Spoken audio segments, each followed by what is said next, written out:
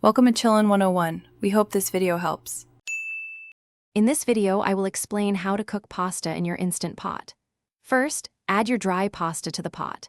Then, pour in enough water or broth to just cover the pasta, ensuring a 1-to-1 ratio by weight for most shapes.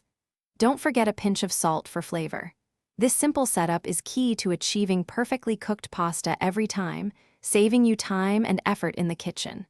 It's a fantastic method for busy weeknights. Determining the perfect cooking time is straightforward.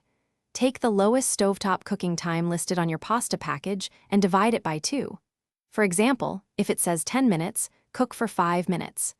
If you prefer a slightly softer texture, you can add 1 or 2 minutes to that half time.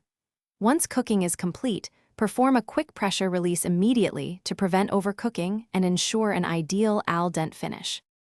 To prevent your pasta from sticking together, add about 1 tablespoon of olive oil to the water before cooking.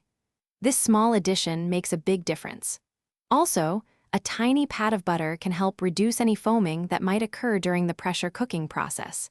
It's important not to stir the pasta once it's in the pot with the liquid, just let it settle.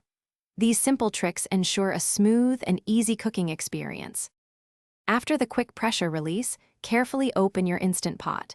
You might find a small amount of starchy liquid remaining. You can drain this or reserve some to help thicken your sauce later. Immediately add your favorite sauce to the hot pasta. The residual heat will help the sauce meld beautifully. Serve your delicious, perfectly cooked Instant Pot pasta right away for the best possible taste and texture. Enjoy your meal. Thanks for watching. Consider subscribing if we helped you.